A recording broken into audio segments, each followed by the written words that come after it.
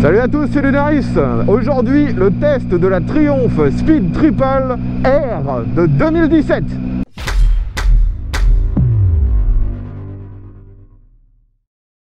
Aujourd'hui, j'ai la chance d'avoir un abonné qui m'a prêté cette moto et il a pu venir facilement vu qu'il habite très près de mon lieu de tournage habituel. Donc ça, c'était vraiment un avantage. On est en hiver, mais heureusement aujourd'hui il fait très beau, le soleil se couche un peu, j'espère que ça ne gênera pas sur l'enregistrement de la vidéo. Et heureusement on a une température relativement élevée, il doit faire 7 ou 8 degrés, donc on va pouvoir tester cette sportive, on va dire, parce qu'en fait cette Speed Triple R, c'est la version la plus radicale des roadsters de chez Triumph. C'est vraiment une machine au final, on va dire presque une sportive mise en roadster, hein, limite un Street Fighter. Si vous suivez ma chaîne depuis quelques temps, vous avez probablement déjà vu les tests des Street Triple 675 et 765. Et bien là, on est sur une machine qui reprend globalement le même look, mais avec une cylindrée bien plus importante. Il s'agit d'un 3 cylindres en ligne à refroidissement liquide qui a 1050 cm3. Ce moteur est donné pour produire 140 chevaux, donc clairement c'est pas une machine qui est là pour rigoler, s'il y a de la patate. Alors cette version 2017 se distingue des anciennes de par sa, comment dire, sa plastique, son esthétique, mais sinon sur le reste on retrouve globalement une machine très similaire aux anciennes générations de Speed Triple 1050. Le moteur a été un peu boosté, maintenant comme je vous l'ai dit il fait 140 chevaux, mais globalement au niveau de l'esthétique ce ne sont que des petites améliorations pour la rendre plus moderne. On retrouve vraiment l'identité stylistique des Speed Triple avec le monobras qui est vraiment superbe et ce cadre qui ressemble énormément à ce qu'il y a depuis longtemps chez Triumph. Par exemple, ça ressemble au cadre de la Daytona 955. Alors déjà, quand vous preniez à l'époque une version R qui était le plus haut de gamme de cette Speed Triple, vous aviez quelques différences esthétiques, comme par exemple le garde-boue à l'avant en carbone. On a du carbone aussi sur les côtés de la moto. On retrouve également dans cette version R des suspensions Öhlins qui sont réglables dans tous les sens. On a le freinage Brembo. Et esthétiquement, le coloris de mémoire était typique à cette version R. Au niveau des accessoires, le propriétaire a, vous voyez, des rétros en bout de guidon, et j'avoue que je ne sais pas si ce sont les modèles qui étaient proposés d'origine sur cette machine ou si c'est des accessoires officiels de chez Triumph, mais de toute façon c'est officiel de chez Triumph, c'est pas de l'accessoire adaptable. On a également les protèges moteurs sur le côté estampillé de chez Triumph. Les clignotants sont à LED, pareil, officiel de chez Triumph. Et on retrouve au niveau technique les deux échappements à l'arrière, qui sont des échappements carbone de la marque SC Project. Les échappements font une jolie sonorité, c'est pas trop fort pour l'instant en ville, on vous entend bien sans pour autant être désagréable pour les autres. Quand on se met aux commandes de cette machine, tout de suite on a l'impression en fait d'être sur une sportive. La position est un petit peu basculée vers l'avant, on appuie avec le guidon un peu style street, un guidon assez large, et vous avez les repose-pieds qui sont un peu hauts, un peu aussi vers l'arrière. Clairement une position qui ressemble énormément à ce que vous auriez sur une sportive.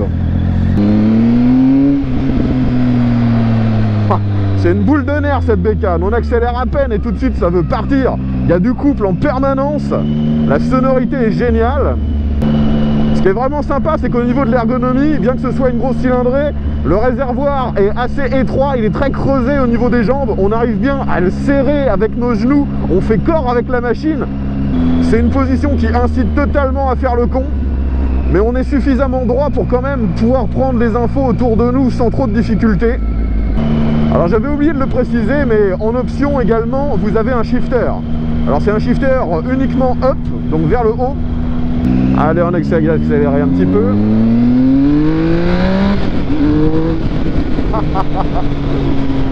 C'est une balle. On accélère à peine, on se retrouve tout de suite au-delà des limites. Et ça reprend tout le temps.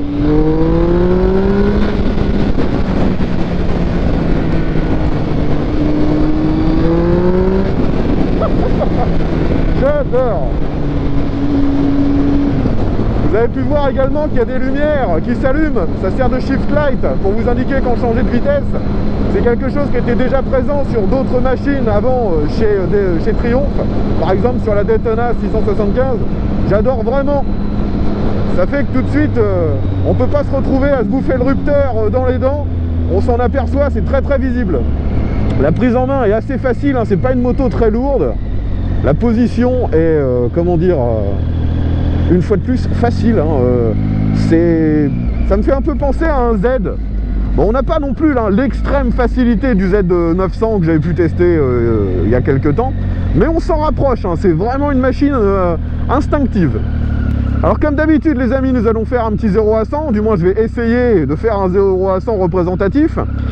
Je rappelle que donc on est sur un 3 cylindres en ligne de 140 chevaux. La moto avec le plein, elle doit faire à peu près 210 kg. Il y a des aides électroniques, il y a l'ABS, mais malheureusement je ne vais pas prendre le temps de tout détailler parce que c'est beaucoup trop long. En plus on a plein de modes de conduite différents. Là je suis sur le mode sport, donc le mode le plus performant. Après il y a aussi les modes, comment dire, rain, des modes road et même des modes track et rider qui sont complètement personnalisables où on peut désactiver toute l'électronique. Moi je vais rester avec le mode où j'ai toute la puissance, le mode sport, mais où ça me laisse quand même des garde-fous. Et je pense que c'est le mode qui sera le plus utilisé par les éventuels possesseurs de cette machine. Donc on est parti. Let's go.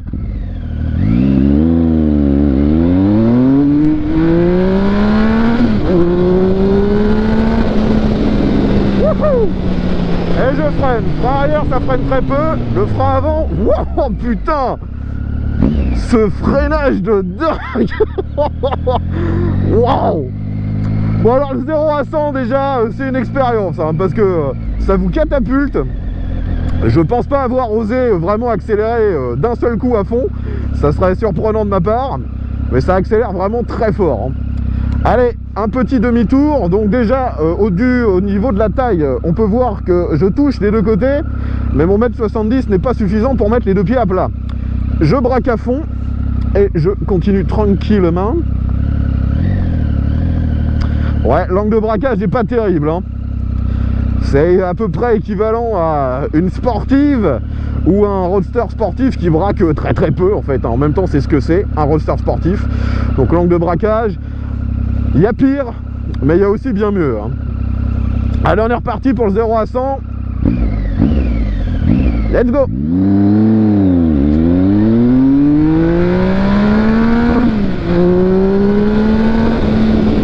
Et je refreine.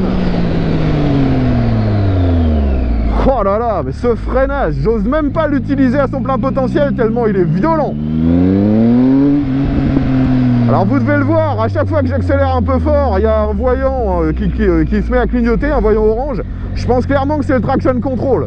Parce que là, il y a tellement de couple que la machine, elle est à deux doigts de vous catapulter en permanence. Et on réaccélère. C'est délirant, j'ai vraiment l'impression que l'électronique me bride un peu hein, parce que y a trop de patates en fait hein. Alors voyons si le moteur est souple. Donc là je suis en 6ème à 60, à peu près à 2400 tours. Et la moto elle cruise hein. On peut très bien rouler comme ça et ça permet d'avoir une consommation instantanée qui descend à mort. Là on stabilisait à 60 en 6ème, je suis à peine à 3 litres au 100. Et si je veux relancer, ça vibrote un tout petit peu, puis ça repart. On n'est pas à l'extrême souplesse d'un 4 cylindres en ligne, mais ça reste vraiment utilisable. Alors concernant les commodos, ils sont pas super jolis ni valorisants. C'est soit des plastiques mat, gris ou rouge. On a les commandes de base et bien sûr de quoi naviguer dans les différents menus. C'est pas forcément très instinctif de naviguer dans ces menus du tableau de bord. Il faut prendre le temps de visualiser un peu à l'avance comment ça fonctionne. Si vous le découvrez sur la route, ça va vraiment être dangereux pour vous. Concernant les leviers pour le frein et l'embrayage, les deux sont réglables, mais vous avez uniquement le frein qui vient de chez Brembo.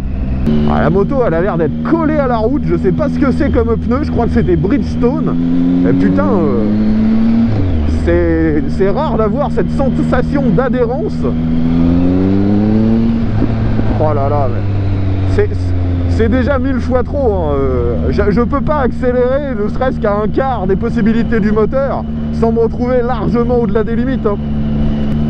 Avec cette 1050, j'ai vraiment l'impression de retrouver la facilité, le fun de la 675 avec juste encore plus de patates, hein. Ouais, à chaque fois que je veux réaccélérer un peu fort, j'ai tout le temps le traction control qui s'allume pour éviter que je parte en wheeling. Et je le sens bien, hein. Il y a la suspension avant qui se déleste un peu. Le traction control est efficace, hein, je peux vous l'assurer. Allez, un petit Dodan à 30 km/h. Bah, c'est ferme, hein. En même temps, c'est ce qu'on attend d'une machine sportive comme celle-là. Le propriétaire me disait qu'il avait tout réglé, aussi bien l'avant que l'arrière, au plus souple pour que ce soit pas trop dur. Et ça reste encore vachement ferme, hein. Mais c'est quand même tolérable, hein. On n'est pas non plus sur un bout de bois. Là, je vais le prendre à 40, histoire de voir comment ça réagit. Ouais, ça reste exploitable. Oh là là, ce freinage de malade mental! C'est pas pour l'instant mon freinage préféré parce qu'il a un ressenti assez, comment dire, compliqué à jauger. C'est vraiment brutal. Mais par contre, au niveau performance, puissance de freinage, c'est du violon. Petite succession de virages. Il y a tellement de performance déjà à bas régime que vous n'avez pas besoin de monter à haut régime avec cette machine-là. Ou alors c'est que vous êtes sur un circuit. La moto a trop de couple. Dès que j'accélère fort, elle essaie de se relever. Elle incite totalement à se déhancher et à faire le con. Au niveau performance et fun, c'est assez similaire à une Street Fighter en fait. La Street Fighter 1098 que j'avais testée, c'est assez proche, hein.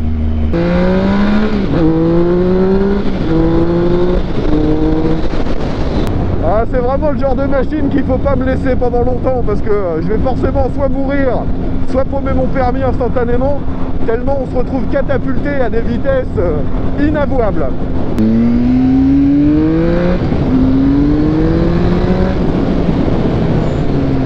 Le problème en fait c'est presque, enfin de mon point de vue, il y a presque trop de performance, trop de moteur, trop de couple. J'ose à peine utiliser ce qu'il est capable de donner.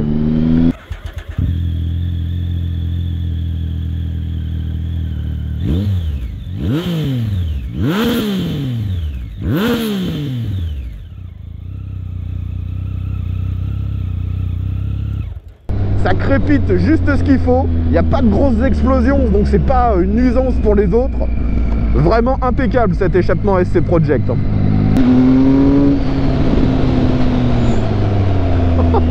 Au final, je crois que c'est même encore plus impressionnant au freinage qu'à l'accélération, ce truc de dingue. C'est d'une brutalité ce freinage. Allez, on va sur l'autoroute. Bon alors forcément, il n'y a aucune protection, donc on s'en prend plein la quiche. Et c'est pas l'espèce de petit déflecteur qui va vous aider. On va tenter de faire un test de relance. Je suis en 6ème à 110, j'accélère à fond. 120, 130, 140, 150. Bon, vous l'aurez compris, c'est une balle. On est encore sur une machine complètement démesurée par rapport à ce qui est nécessaire sur la route. J'oublie complètement le shifter, hein. Je suis désolé pour ceux qui est intéressé par mon avis sur ce truc, mais comme très souvent sur ce genre de machine, le shifter, je l'oublie complètement. C'est tellement pas intuitif pour moi d'utiliser ça. Alors vous l'entendez quand j'accélère un petit peu, on a ce bruit de sifflement typique au Triumph, mais j'ai l'impression que c'est moins fort que sur les modèles de cylindrée plus faibles où on entendait vraiment énormément de sifflement. Là c'est plutôt discret en fait. Alors je m'aperçois que j'ai complètement oublié de vous décrire le compteur. On a un compteur qui ressemble énormément aux autres Triumph de cette époque-là, avec un bloc à aiguille qui vous indique le contour et aussi le shift light, et à côté un écran numérique à cristaux liquides qui vous donne toutes les infos nécessaires, votre vitesse, le témoin de rapport engagé, température du liquide de refroidissement, la contenance de votre réservoir. Vous pouvez avoir également la conso instantanée, conso moyenne, les différents modes paramétrables, l'heure, Enfin, vous avez tout ce que vous pourriez désirer. C'est sûr que quand on compare maintenant aux nouvelles Speed Triple qui sont carrément avec un écran à la place du compteur, ça fait un petit peu plus vieillot. Mais franchement, au niveau en fait information, vous avez tout ce que vous pourriez désirer. Bon, on va mettre les feux de détresse afin de faire une petite remontée de fil.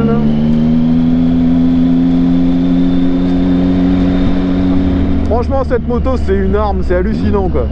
Clairement, je la mets dans les mêmes catégories que la Street Fighter, ainsi que la 1290 Super Duke Air. C'est des machines de malade de ce genre-là, quoi. C'est relativement facile à prendre en main, ça a une puissance de dingue, et je pense clairement que sans électronique, je serais mort.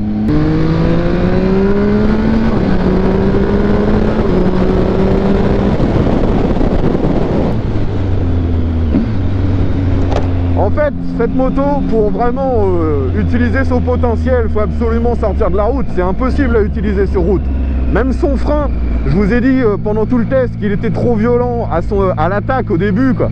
Et en fait, je m'aperçois que quand on arrive vraiment fort et qu'on commence à freiner, là, il n'y a plus du tout ce problème. C'est un problème qu'on a uniquement en roulant, on va dire, à allure légale. Il faut rouler comme un sagouin, en fait, pour tirer le meilleur de cette machine, quoi. Bon, je pense que vous aurez compris que sur la route, c'est encore un missile sol-sol, ce truc, c'est délirant. Parlons un petit peu maintenant des autres aspects. Alors, si on s'attarde sur les aspects pratiques, ça va être vite fait, vu que vous pouvez enlever la selle passager. Et là, vous tombez sur un emplacement où vous pourrez mettre peut-être votre paquet de clopes et éventuellement, en tassant fort, un gilet jaune et ou alors un bloc-disque. Mais franchement, c'est tout petit. Il n'y a pas d'emplacement de, on va dire, rangement sur cette machine. C'est pas du tout pour ça qu'elle a été prévue. À côté de ça, la grosse question c'est pour qui est cette machine? Parce que là, la version R, c'est un peu la version radicale, la version piste. Donc si vous voulez absolument posséder, je dirais, la version la plus haut de gamme, c'est celle-là qu'il vous faut. C'est celle qui vous fera rêver et pas les autres. Si par contre vous voulez l'utiliser au quotidien, si vous êtes quelqu'un de pragmatique, je ne suis pas convaincu que la version R soit réellement indispensable. Là au final c'est trop, hein. Tout l'équipement que vous avez, c'est de l'équipement réservé à un usage hyper fort. Si vous roulez normalement sur la route, tout ça, ça fera joli sur la moto, mais ça ne vous servira pas à grand chose. Donc actuellement cette moto est toujours disponible au catalogue Triumph en neuve. Elle vaut un peu plus de 14 000 € si je me souviens bien, ou peut-être même 15 000. Là on est sur un modèle qui a 3 ans et la bonne affaire c'est que ces motos décotent relativement vite en fait. Le propriétaire me disait qu'on peut trouver une machine comme celle-ci, qui n'a pas trop de kilomètres, pour environ 10-11 000 en trouvant la bonne affaire, quoi. Donc ça m'a l'air un tarif vraiment raisonnable quand on voit que le modèle de base est à 15 000. Donc là, 3 ans après, vous avez déjà gagné 4 ou 5 000 €. C'est plutôt pas mal. Les seules grosses différences par rapport à la nouvelle, c'est clairement vous n'avez pas l'écran en fait à la place du compteur. Et de mémoire, la nouvelle, elle doit faire 10 chevaux de plus. Mais vu que celle-là est déjà largement trop puissante, en fait, je suis pas convaincu qu'avoir 10 chevaux de plus, ce soit vraiment un argument raisonnable. Bon, vous l'aurez compris, hein, cette moto, je l'adore, mais c'est trop. C'est vraiment beaucoup trop, quoi. Si vous êtes un peu plus raisonnable, je pense, dirigez-vous sur les 675 ou les 765. Ça vous procurera, à mon avis, au moins 80 voire 90% de la même chose que celle-ci. Mais si vous voulez vraiment les sensations de coup de pied au cul, c'est celle-là qu'il vous faut. La 1050, c'est une tuerie.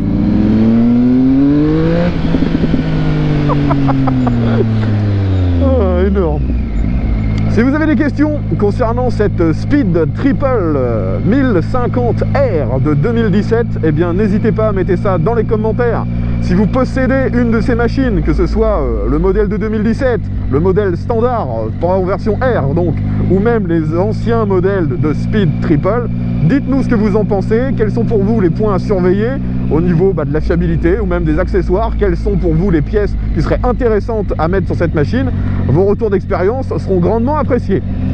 Je tiens à rappeler que tous les tests réalisés sur ma chaîne sont toujours en collaboration avec mes abonnés. Donc si vous possédez une machine que vous aimeriez me voir tester, que ce soit moto, voiture ou même d'autres catégories, contactez-moi. Tous les moyens de le faire sont dans la description. Moi, je suis en Normandie, dans la région de Rouen. Forcément, plus vous êtes proche de moi, plus ce sera facile à organiser. Néanmoins, grâce aux dons sur Tipeee et Utip, je n'hésite pas, lorsque c'est vraiment nécessaire pour un véhicule exceptionnel, à me déplacer et à venir à votre rencontre.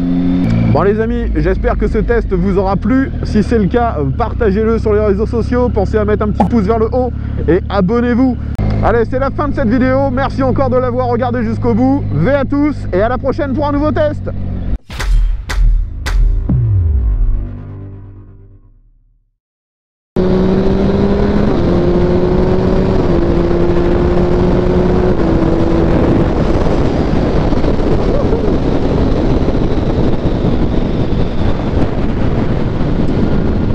Le shifter il fonctionne.